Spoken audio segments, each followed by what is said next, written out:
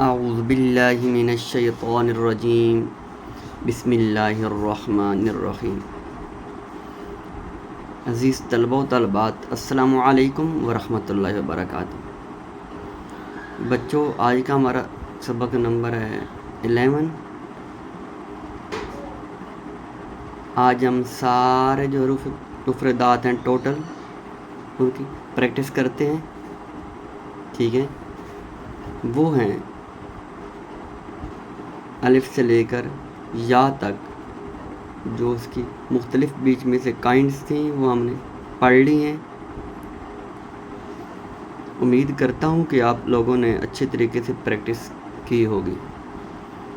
تو آئیے دیکھتے ہیں کہ کیسے کیسے آپ نے ان کو پڑھنا ہے۔ پہلا ہے الف، با، تا۔ آپ کو معلوم ہے کہ یہ تا باریک ہے، اور آگے آتا ہے سا۔ سا، اس کے ساتھ سیٹی نہیں لگانی اور باریک پڑھنا ہے۔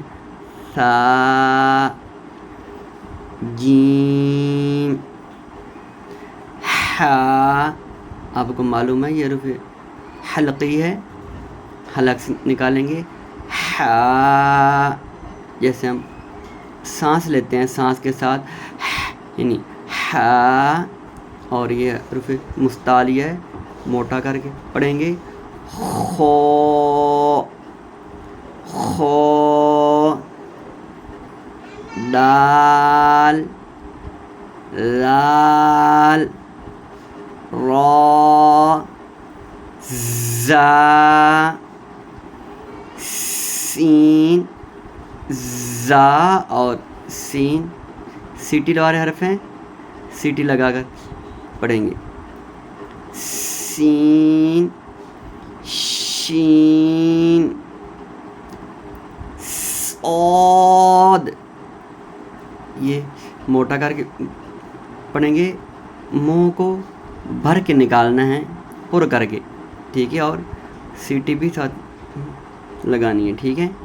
صاد، صاد، ضاد، ضاد، طا، ظا، طا، ظا۔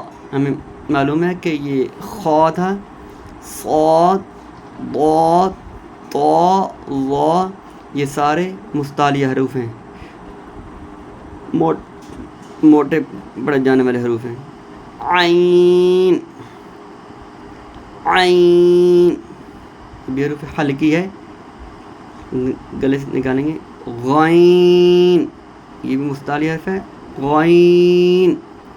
فا، قاف، یعنی زبان کی جڑ اوپر تعلق ساتھ لگائیں گے تو یہ قا، قا، قا، قاف، ٹھیک ہے؟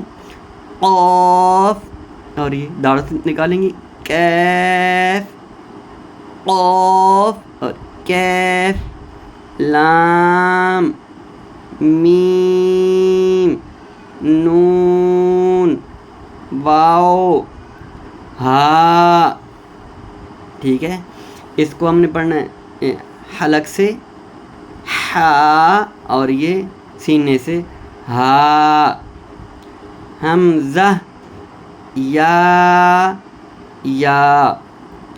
تو اس میں سے کچھ حروف ایسے ہیں جن کی آوازیں یعنی ساؤنڈ سیم ہیں، سملر ساؤنڈ والے حروف، ان کو ہم متشابہ صوت حروف کہتے ہیں۔